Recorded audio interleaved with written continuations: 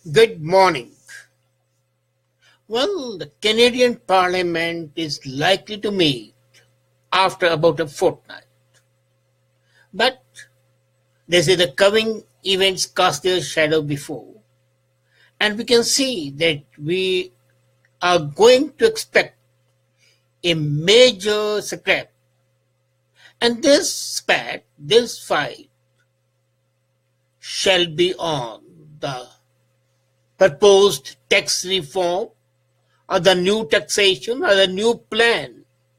What the finance minister says to eliminate tax loopholes and even out an unfair playing field. Now, this is a very good concept. All tax loopholes must be plugged. It's also a great concept that the fields must be level for everybody. There should be no discrimination and everybody should contribute to the national exchequer by the way of taxation. But is the proposal which has been touted forth by the Honorable Prime Minister, by the Cabinet, and incidentally the Liberal caucus today is discussing this in detail. The proposal was submitted in mid-July and is supposed to end in October 2nd by the time the Parliament meets. And I would appreciate that people were allowed to discuss this complex proposal and provide feedback, which could lead to adjustment. But the Prime Minister in his statement yesterday was very unequivocal when he said, I make no apologies and there shall be no withdrawals, no going back. And the Finance Minister, Mr. Monil, described it again that there is no going back on the proposal. And if there is no going back, what was the purpose of the whole exercise of the public consultation? Was it only to mislead people into thinking that the government is caring about them, that the government wants to hear them, that the government is ready to listen to the sensible things, but even if they are sensible, even if they are good, brush them aside with the contempt they deserve? Is this not an expression used by the dictators who are in fact the heroes of Prime Minister Justin Trudeau? The Prime Minister has to be sure that there should be a level playing field. But when I look at the tax incentives, and the incentives are within quotes, they are targeted by the Liberals, are critical for the Canadian economy, and most of them relate to small business. The proposal insists that the current tax structure is necessary for the entrepreneurs, especially those in the so-called middle classes who take personal financial risks when they decide to open a company. And these tax proposals are in fact going to hit them, not only going to hit the middle class entrepreneurs, but also hit the spirit of initiative, the concept of innovation, ability to be an entrepreneur in this country. There has been a backlash against the tax proposals. Can you believe it has never happened in the history of this country or any country? 40 industry organizations, along with the major opposition party, Conservatives, have very clearly stated that this tax proposal is an anathema. It will be a stranglehold on the progress of the country and the economic development of the country. It shall penalize professionals. Professionals make the backbone of any country. It shall penalize doctors and engineers, And all the groups like Canadian Medical Association, Physicians Organization, drug industry, even Pharmacist Association, along with engineers associations, over 10 provinces have come up very vocally, very loudly against the proposed tax changes. Sometimes when I go through these proposals, I wonder whether it is leveling the playfield or making the playfield more uneven, creating bumps, creating hurdles, creating obstructions. Ottawa says that income sprinkling with these changes would provide estimated $250 million federal revenue. Now imagine you get $250 million, but you have already wasted $13 billion on harebrained schemes. And when I look at the input and the output is just $250 million. And the input is going to be mass unemployment, disincentive to become a professional, rather depend on the welfare. One change that seeks to eliminate an incentive that enables small-scale businessmen, small business owners, is to use the corporation as a way to shift their income to a family member who faces lower income tax rate, even if those businesses are not active in the business. Now what happens is, ordinarily it's a family which is running, let's say, a store. So the head of the family says, okay, let's form a corporation and let's pay the salary to the each member of the family who will work there or who doesn't work there. That's immaterial. But as a shareholder, as a director, he can be given compensation. Now, when they pay, for example, the maintenance of the cars can be covered under business. If you are an individual, that would not be covered. So the government says, no, you cannot form an corporation for this purpose. You can form a corporation this way, all right, but a person who is not working shall not be paid. The income shall not be transferred. And one critic, who at one time happened to be the finance minister and then later on the governor of the bank, says very clearly, the next step should automatically be that the splitting of the income between the husband and wife should be stopped. Because in effect, the splitting of the partner's income is akin to forming a corporation and paying a relation so that the incomes even out. So the corporation, which was earlier used as a shelter and a legal shelter, they were paying the corporation tax, they were paying all the dues due to them, but some personal income was saved. As I said earlier, say the husband or the wife, they start putting in some money in their pension account. Now this shall not be permitted under the new law. Why? For the sake of just $250 million, you want to ensure that the people don't set up the corporations and take the shelter. They forget at the same time that the moment they don't have a corporation, they face much higher liabilities, especially in some circumstances like doctors or engineers.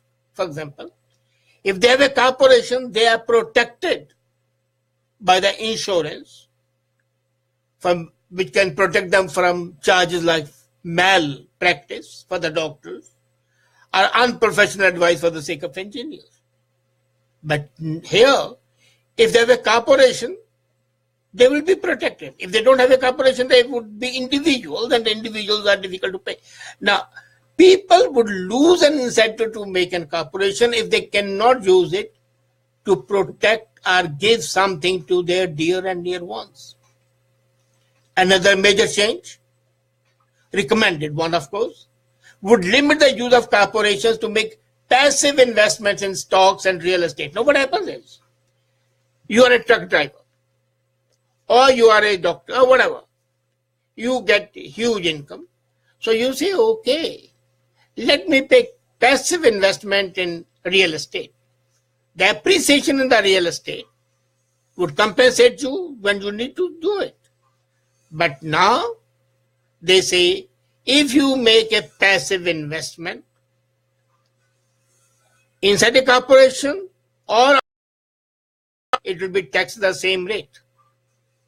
So the incentive to invest in stocks would be gone. Incentive to invest in real estate would be gone. In other words, your returns on the money that you have earned would be reduced. You can do it as an individual, but you will not be allowed to do it as a corporation. And in 90% of the cases in this country, 90%, in small scale industry, corporation means only 1%. Let's be very honest. Or at the most two. This is all the store owners make it a corporation to say, have the benefits, and those would be removed. Then another hit at these people, that they call it reform.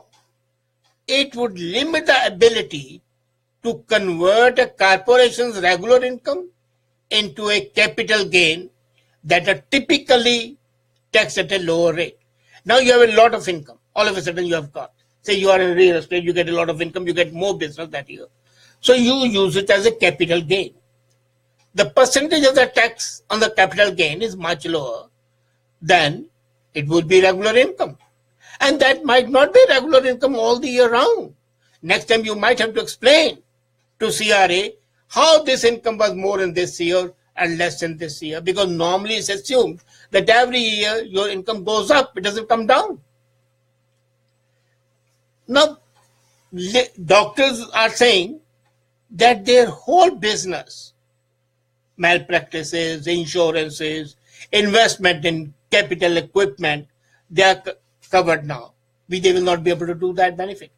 And similarly, the engineers would suffer. All the chambers of commerce, without exception, have said that this is nothing but a cash grab by the federal government in the name of having a level playing field. They are in fact creating minefields. You know, it's robbing honest working professional Peters to pay refugee robbers like called Paul. So robbing Peter to pay Paul. The only thing is, now the Peters are honest and Paul just the parasites on the society. The complaints of the proposals into the riding offices of the various MPs have been numerous, and all these complaints are likely to be discussed in the 2 days retreat that is happening today and tomorrow. And when last week the finance minister talked to the Liberal MPs, he assured them that the government is bound to carry out this agreement, this suggestion, this change, and they should not create a hurdle. And there's no misunderstanding. As a matter of fact, as Joel Cohen says, it's a very, very foolish policy, poorly conceived, and it's being rushed through. Now, what has actually happened? This policy was possibly conceived by a bureaucrat who has never invested in business, who has no idea what is to get at the next sale, how to pay the rent, have the employees all the exposure, and still be unsure what the tomorrow is going to be. The uncertainty of the business makes it incumbent on the professional to make it a corporation. Now, risk the entrepreneurs have, they forget they do not have the same protection as the employed people have. I, as an employee, have certain protection which an entrepreneur does not have. An entrepreneur doesn't have the severance salary. He doesn't have a pension plan. He doesn't have paid vacations. So he has to hedge his money from the tax man so that he can have vacations. He can have a proper pension plan.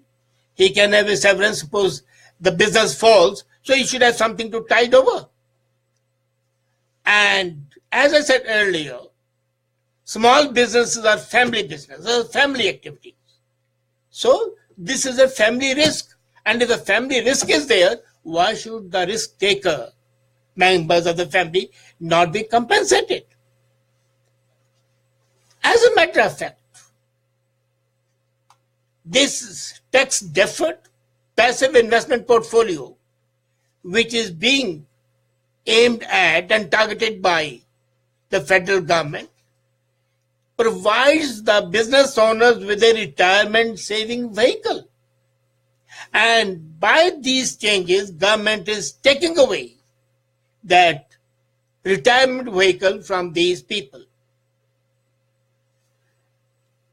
What is important is that you have got to ensure a level playing field. Now, it makes sense for the business owners, small business owners, who have already maxed their contribution to the RRSPs and the tax-free savings account, to have capital investment, to have passive investment. That's a sine qua non. That's a none. Now, a study was done, a poll was conducted. 89% Canadians feel that doctors are the most honest profession. 92, of course, call nursing the most honest profession. Farmers at 88%. 87% say engineers are the most profession. And this change in law aims to attack these honest professions. And what does the government gain by all that? Just $250 million. And that is why today that all the people, farmers, doctors, engineers, are crying hoarse. In June, in Quebec, there was a meeting, and the health minister, who was a Dr. herself, had to run away from the meeting because of the anger of the doctors. The dairy farmers are marching down the Parliament Hill as a mark of protest. Small businesses from 1 to 99 employees and there are 1.14 million such businesses, and they are going to suffer. They have 8.2 million employees, and these people are going to suffer. Lord, what fools these mortals be. Shall we say, change the statement to, Lord, what fools these parliamentarians and the politicians be. This is going to be a disaster for the country. Hope the government understands. Thank you.